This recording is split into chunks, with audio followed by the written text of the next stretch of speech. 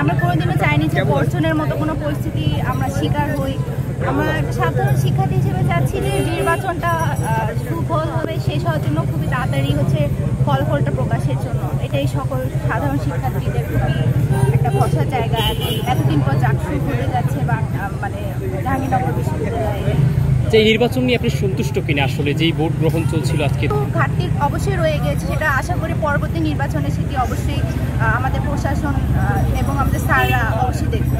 বলতেছে যে কারচুপি হয়েছে, সেটা অবশ্যই আমরা কোনো প্রমাণ পাইনি, তো সেগুলো একটা মানে কারচুপি মানে একটা বলবো প্রশ্ন রয়ে।